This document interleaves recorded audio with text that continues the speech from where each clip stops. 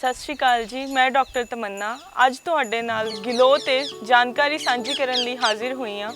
गिलो जिसनों एक चमत्कारी पौधे के नाम नाल अजकल हर कोई जानता है अते नैट तो पढ़ के लोग इहदी बहुत यूज़ कर रहे हैं, पर लोगों को ये नहीं पता किहड़ी चीज़ की वरतों अते किस तरह ते किहड़ी बीमारी दे विच इहदी वरतों करनी है।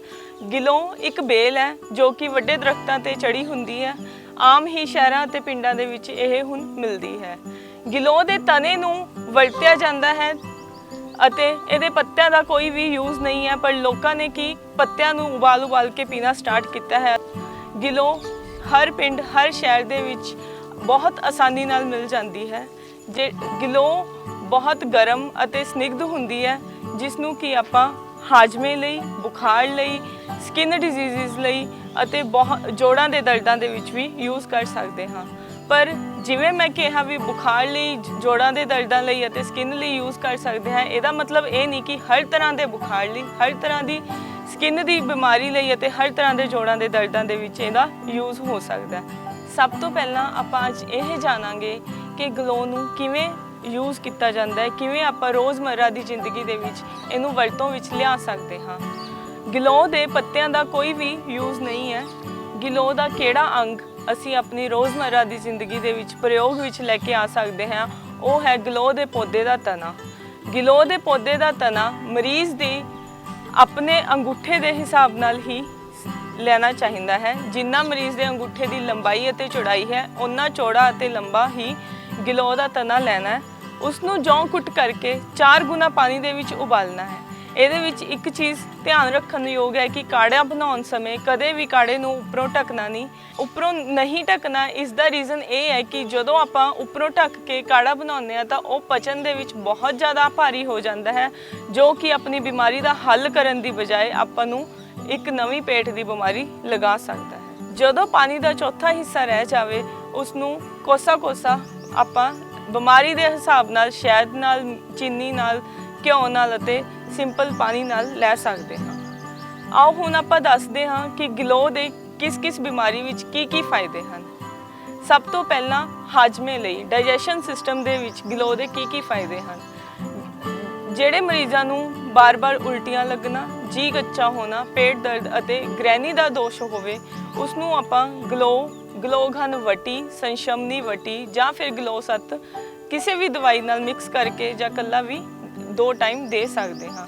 मैं सबनों एक बेनती जरूर करना चाहांगी, कोई भी दवाई है, चाहे वो आयुर्वेदिक है चाहे वो एलोपैथी, कदे भी किसी डॉक्टर की सलाह तो बिना सानू नहीं लैनी चाहिए। लोगों के विच एक आम धारणा बनी हुई है कि आयुर्वेदिक दवाइयां का जे कोई फायदा नहीं तो नुकसान भी नहीं, कोई गल नहीं, लै लो, कुछ नहीं हुंदा। पर मैं एक चीज़ पूछना चाहांगी, जदों आपां कोई चीज़ गलत खा भी लैंदे आ, ਉਹਦਾ ਵੀ ਆਪਾਂ ਨੂੰ ਨੁਕਸਾਨ ਹੁੰਦਾ ਤਾਂ ਦਵਾਈਆਂ ਦਾ ਕਿਉਂ ਨਹੀਂ ਹੋਵੇਗਾ। Access of everything is bad. ਕੋਈ ਵੀ ਚੀਜ਼ ਆਪਾਂ ਜ਼ਿਆਦਾ ਮਾਤਰਾ ਦੇ ਵਿੱਚ ਲਵਾਂਗੇ, ਉਹ ਹਮੇਸ਼ਾ ਬੁਰੀ ਹੀ ਹੋਏਗੀ, ਉਹ ਕਦੇ ਵੀ ਆਪਾਂ ਨੂੰ ਕੋਈ ਫਾਇਦਾ ਨਹੀਂ ਕਰੂਗੀ, ਨੁਕਸਾਨ ਚਾਹੇ ਕਰ ਦੇ। ਜਿਵੇਂ ਕਿ ਅੱਜ ਕੱਲ੍ਹ ਕਰੋਨਾ ਵਰਗੀ ਮਹਾਮਾਰੀ ਦਾ ਟਾਈਮ ਚੱਲ ਰਿਹਾ ਹੈ, ਸਾਰੇ ਕਿਤੇ ਆਯੂਸ਼ ਕਾੜਾ ਦਾ ਬਹੁਤ ਬੋਲਬਾਲਾ ਹੈ, ਪਰ ਲੋਕ ਫਿਰ ਵੀ ਬਿਨਾਂ ਡਾਕਟਰ ਦੀ ਸਲਾਹ ਤੋਂ ਅਤੇ ਬਿਨਾਂ ਉਹਦੀ ਡੋਜ਼ ਚੰਗੀ ਤਰ੍ਹਾਂ ਜਾਣੇ ਉਹਨੂੰ ਬਹੁਤ ਵਾਰ ਯੂਜ਼ ਕਰ ਰਹੇ ਹਨ ਅਤੇ ਬਾਅਦ ਵਿੱਚ ਉਹਦਾ ਦੇ ਸਾਈਡ ਇਫੈਕਟ ਵੀ ਹੁਣ ਲੋਕਾਂ ਨੂੰ ਸ਼ੋ ਹੋ ਹੀ ਰਹੇ ਹਨ।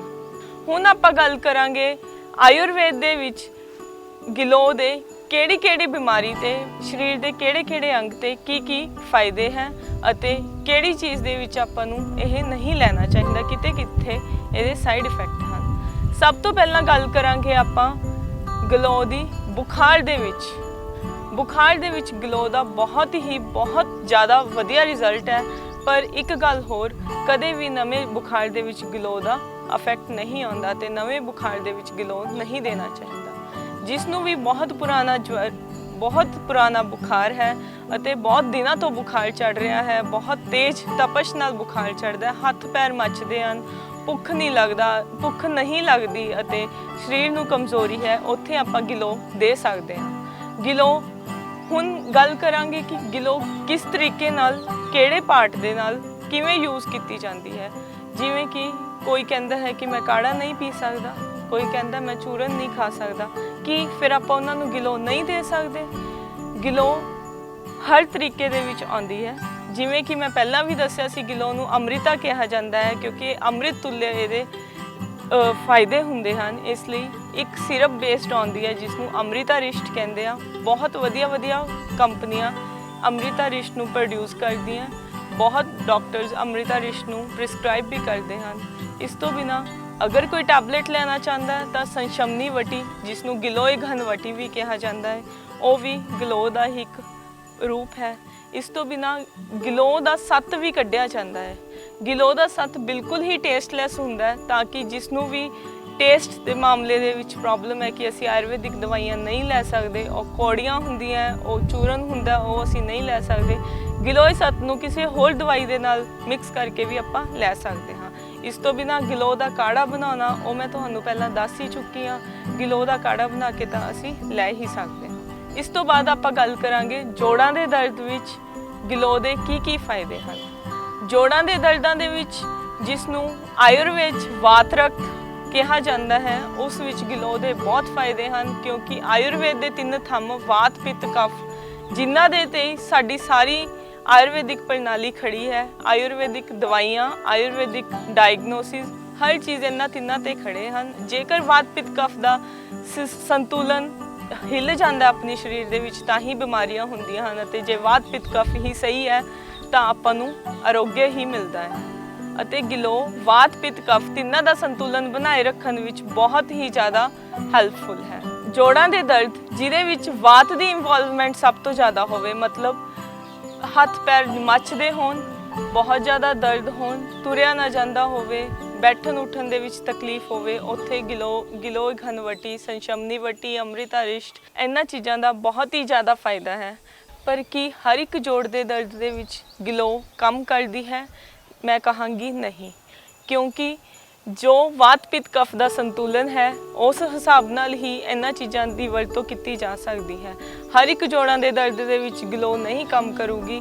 ਜਿੱਥੇ ਜਿੱਥੇ ਕਫ ਵਧਿਆ ਹੋਇਆ ਹੈ, ਜਿੱਥੇ ਜਿੱਥੇ ਸਰੀਰ ਦੇ ਵਿੱਚ ਅਕੜੇਵਾਂ ਹੈ, ਉੱਥੇ ਕਦੇ ਵੀ ਗਿਲੋ ਕੰਮ ਨਹੀਂ ਕਰੂਗੀ। ਹਾਂ, ਜਿੱਥੇ ਜਲਨ ਹੈ, ਦਰਦ ਬਹੁਤ ਜ਼ਿਆਦਾ ਹੈ, ਤੁਰਨ ਫਿਰਨ 'ਚ ਤਕਲੀਫ ਹੈ ਅਤੇ ਉਹ ਰਕਤ ਤੇ ਵਾਤ ਨਾਲ ਦੂਸ਼ਿਤ ਹੋਇਆ ਹੋਇਆ ਹੈ, ਉੱਥੇ ਗਿਲੋ ਬਹੁਤ ਵਧੀਆ ਕੰਮ ਕਰਦੀ ਹੈ।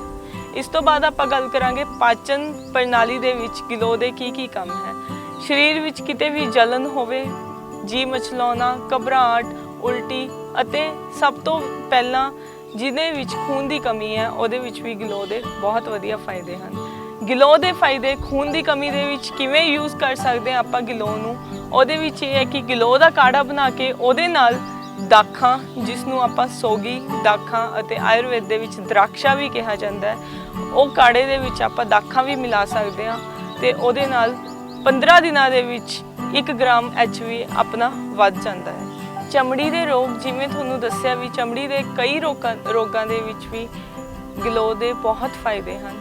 ਜਿਸ ਨੂੰ ਲਗਾਤਾਰ ਖੁਰਕ ਰਹਿੰਦੀ ਹੈ, ਲਾਲ ਹੁੰਦਾ ਹੈ, ਸਰੀਰ ਵਿੱਚ ਜਲਨ ਹੁੰਦੀ ਹੈ, ਉੱਥੇ ਗਿਲੋ ਦੇ ਬਹੁਤ ਫਾਇਦੇ ਹਨ। ਪਰ ਹਾਂ, ਜਿਵੇਂ ਕਿ ਜੋੜਾਂ ਦੇ ਦਰਦਾਂ ਦੇ ਵਿੱਚ ਗੱਲ ਕੀਤੀ ਸੀ, ਉਵੇਂ ਹੀ ਚਮੜੀ ਦੇ ਰੋਗਾਂ ਵਿੱਚ ਵੀ ਬਹੁਤ ਜਗ੍ਹਾ ਤੇ ਇਹਦਾ ਯੂਜ਼ ਆਪਣੀ ਬਿਮਾਰੀ ਨੂੰ ਵਧਾ ਵੀ ਸਕਦਾ ਹੈ। ਇਸ ਲਈ ਹਮੇਸ਼ਾ ਹੀ ਡਾਕਟਰ ਦੀ ਪ੍ਰਿਸਕ੍ਰਿਪਸ਼ਨ ਤੋਂ ਬਿਨਾਂ ਕਦੇ ਵੀ ਨਹੀਂ ਲੈਣੀ ਚਾਹੀਦੀ। ਇਹਨਾਂ ਸਭ ਗੱਲਾਂ ਨੂੰ ਇੱਕ ਸਾਈਡ ਰੱਖਦੇ ਹੋਏ ਅੱਜ ਕੱਲ੍ਹ ਕਰੋਨਾ ਮਹਾਮਾਰੀ ਦੇ ਵਿੱਚ ਗੁੜੂਚੀ ਦਾ, ਗਿਲੋ ਦਾ ਕੀ ਮਹੱਤਵ ਹੈ, ਇਹ ਸ਼ਾਇਦ ਸਭ ਨੂੰ ਪਤਾ ਹੀ ਹੋਵੇਗਾ।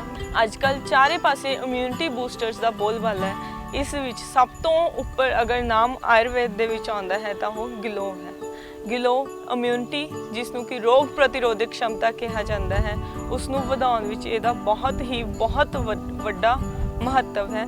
ਇਹਨਾਂ ਸਭ ਚੀਜ਼ਾਂ ਤੋਂ ਬਿਨਾਂ ਗਿਲੋ ਇੱਕ ਰਸਾਇਣ ਵੀ ਹੈ।